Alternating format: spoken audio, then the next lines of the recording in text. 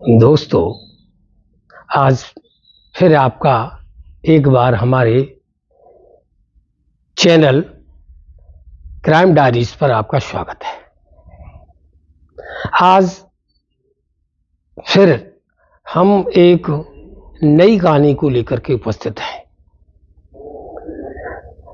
उत्तर प्रदेश की कहानी है। उत्तर प्रदेश के जनपद इटावा थाना जसवंत नगर का एक गांव पड़ता है चक सलेमपुर। इस गांव में कुंवर सिंह नाम का एक किसान रहा करता है। कुंवर सिंह, जिसकी पत्नी का नाम भगवान देवी है, उसके 5 बेटा बेटियां हैं। 3 की वो शादी कर चुका होता है। चौथी बेटी जिसका नाम रीता है, जिसकी उम्र 19 साल है। वो रीता देवी लड़की है, वो लोकल स्कूल जसवंत नगर में कहीं की छात्र रहा करती है। रीता देवी की शादी उसका बाप जो है, पिता है कुंवर सिंह, तय कर देते हैं। दोस्तों, 19 सितंबर 2020 को रीता देवी जसवंत नगर बाजार आती है। बाजार क्या आती है कि उसकी 19 तारीख को जो है तबीयत अचानक खराब हो जाती है। इसके 1 हफ्ते बाद ही उसकी बारात आनी है लड़की की। तो 19 तारीख को वो दवा लेने के लिए जसवंत नगर आती है। जसवंत नगर आने के बाद वो लड़की घर नहीं पहुंचती है। तो घर वालों को बहुत चिंता होती है। शाम हो जाती है, रात गुजर जाती है। अब तारीख 20 आ जाती है। 20 तारीख को भी ढूंढा गया, चारों ओर ढूंढा जाता है। उनके पिता और परिवार वाले बहुत परेशान होते हैं। कुंवर सिंह ढूंढने में 4-5 दिन लगा देता है। अंत में 26 सितंबर को आकर के थाना जसवंत नगर पर एक गुमशुदगी की रिपोर्ट दर्ज कराते हैं। थाना पुलिस में रिपोर्ट दर्ज हो जाती है गुमशुदगी की कि हमारी लड़की ये दवा लेने गई थी, तब से गायब है। पुलिस जो है अब अपने स्तर से उसकी जांच पड़ताल शुरू कर देती है। पुलिस हर एंगल से सोचती है, उम्र का लिहाजा भी देखती है, सोचती है कहीं शायद ये लड़की भाग न गई हो।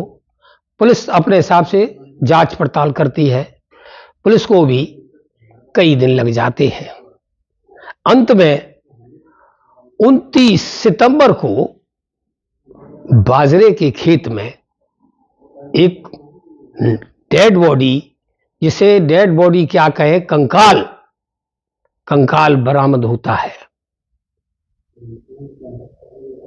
गांव में हड़कंप पड़ जाता है। लोग बाग उसको देखने आते हैं। इसी बीच जो है कोई पुलिस को सूचना कर देता है। थाना जसवंत नगर पुलिस भी जो है अपनी फॉरेंसिक टीम और अन्य के साक्ष्यों के साथ, अन्य जो है जो साक्ष्य इकट्ठे करते हैं, उन लोगों के साथ जो है घटना स्थल पर पहुंच जाती है।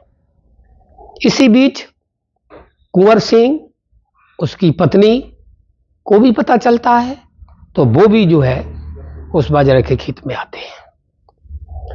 पुलिस जब देखती है और जब वो देखते हैं तो वो डेड बॉडी नहीं थी, उसे किसी केमिकल पदार्थ से जला दिया गया था। आज की तारीख में वो एक ढांचा मात्र थी, नर कंकाल, जिसे कंकाल बोलेंगे, कंकाल मात्र वो रह गया था। लेकिन हाथ के कंगन, अंगूठी और एक जोड़ी चप्पल और जले हुए कुछ वस्त्र रह गए थे। इससे कुंवर सिंह अपनी बेटी होने का दावा करते हैं। लेकिन पुलिस इस बात को कतई विश्वास नहीं करती है और वो पोस्टमार्टम के लिए भेज देती है।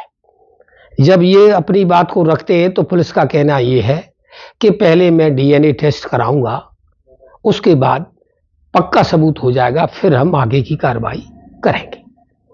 डीएनए टेस्ट की बात चली जाती है। अब डीएनए टेस्ट के लिए भी ये परिवार बहुत भागता है कि किसी तरह से जो है जो डीएनए टेस्ट हो जाए। अब पुलिस जो है 4 अक्टूबर को डीएनए टेस्ट की रिपोर्ट को डीएनए टेस्ट के लिए उसका सैंपल भेजता है। चूक डेड बॉडी जो थी, जो कंकाल था, डीप फ्रीजर में रखा दिया गया है।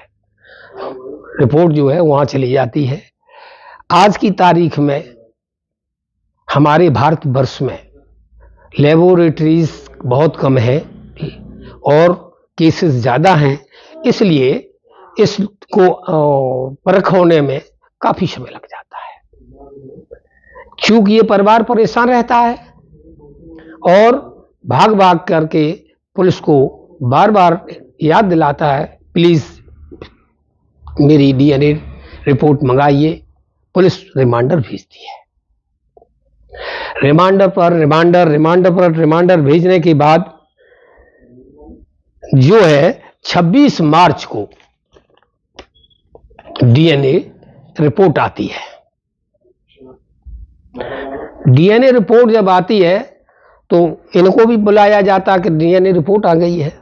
डीएनए रिपोर्ट खोली जाती है, लेकिन वहां लखनऊ से ये लिख के आता है कि आपने जो सैंपल डीएनए भेजा है वो सही नहीं भेजा है, इसलिए इसको परीक्षण करने में परेशानी आ रही है।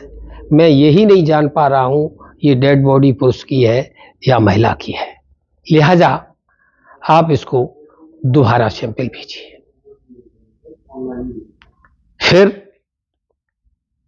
फिर वो परेशान हो जाता है। आखिरकार को दोबारा आगरा सैंपल के लिए टेस्टिंग के लिए भेजा जाता है। आगरा वाले जो है, आगरा लेबोरेटरीज ये कह देती है कि ये आगरा मंडल है, हम आगरा मंडल के कार्य देखते हैं, कानपुर मंडल का कार्य हम नहीं देखते हैं, लिहाजा ये मामला वहां भी अधर में पड़ जाता है। काफी समय गुजर जाता है, फिर उसके बाद वहां से वो रिपोर्ट आती है। अब इस आदमी का जो कुंवर सिंह है उसका धैर्य जवाब दे जाता है। इधर अफवाह उड़ जाती है कि जो आदमी इसका मर्डर करता है वो आदमी पैसे वाला है और उसी की ये हरकत से ये सैंपल फेल हो रहे हैं, इसलिए वो और घबरा जाता है। अंत में वो क्या करता है, हाई कोर्ट में जाकर के एक रिट डालता है। रिट में बताता है कि पुलिस हमारे केस पे ध्यान नहीं दे रही है, अपराधियों को पकड़ नहीं रही है और रिपोर्ट डीएनए भी बार बार फेल हो जाती है।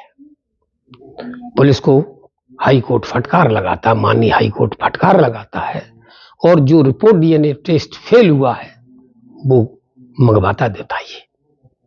वहां पर जो भी इसका आयु है वो जमा कराता है डीएनए रिपोर्ट। उसके बाद वो हाई कोर्ट स्वतः आदेश करता है कि भारतवर्ष की सबसे बेस्ट लेबोरेटरी जो हैदराबाद में है, ये वहां पर इसका जो है टेस्टिंग कराई जाए। अंत पे कोर्ट के आदेश से जो है वो उनका डीएनए हैदराबाद भेजा जाता है। बेस्ट लेबोरेटरी है, इसके बाद वो डीएनए मैच कर जाता है। अब पुलिस जो है अब 3 लोगों के खिलाफ रिपोर्ट दर्ज करती है। राम शंकर और उसकी पत्नी और उसका बेटा। जब रिपोर्ट उनके खिलाफ दर्ज होती है तो वो डर जाते हैं। इस बीच जो है गांव में एक चर्चा चलती है। क्या चलती चर्चा? कि रीता के राम कुमार नाम का जो शख्स है वो 45 वर्षीय है, उसके अवैध संबंध रीता से हुआ करते हैं। इसलिए ये घटना घटाई गई है। पुलिस जो है रिपोर्ट दर्ज कर लेती है और उसका लड़की का, रीता का मोबाइल फोन बरामद करती है। मोबाइल फोन पर अब वो लास्ट लोकेशन देखी जाती है, जिसमें 19 तारीख को दिन के 10 बजे राम कुमार की कॉल रीता के फोन पर आ जाती है। चूंकि लड़की 12 बजे के लगभग जसवंतनगर आई थी, तो 2 घंटा पूर्व जो है उसकी कॉल उसमें हो जाती है, लेकिन पुलिस जो है उसे गिरफ्तार नहीं करती है। अंत में जब इतना समय गुजर जाता है, इस समय को करते करते 3.5 साल 40 महीने गुजर जाते हैं, तब जाकर के वो रिपोर्ट दर्ज होती है। इस बीच का लाभ उठा करके राम कुमार बहुत चालाकी से अपना यहाँ की खेती और मकान, जो भी उसके पास प्रॉपर्टी है, बेच के वो फरार हो जाता है। अब पुलिस ढूंढती है, अब गांव पुलिस आती है।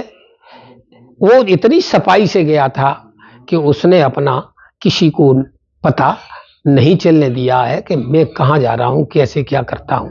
अब वो फरार हो जाते हैं। पुलिस होती है, अगर पुलिस ठान ले तो कोई भी काम असंभव नहीं है। पुलिस अब मैच हो जाता है उसका डीएनए, इधर हाई कोर्ट का बहुत बड़ा प्रेशर और मोबाइल फोन की लोकेशन, पुलिस के हाथ पैर फूल जाते हैं कि अब मुझे गिरफ्तार करना ही होगा। अब पुलिस दबिश पर दबिश देती है, कहीं पर भी सुराग मिलता है पुलिस जाती है। इस डर की वजह से राम कुमार जो है कोर्ट में आत्मसमर्पण कर देते हैं। अब उनका बेटा जो शेष रह जाता है, अब बेटा के लिए दबिश दी जाती है। तो इनके 10-11 दिन के बाद बेटा भी अपनी कोर्ट में समर्पण कर देता है। अब जो है 2 लोग जेल के अंदर हैं और उनकी पत्नी लापता है। पुलिस ने उनको, पत्नी को और उनको जेल में डाल दिया हुआ है।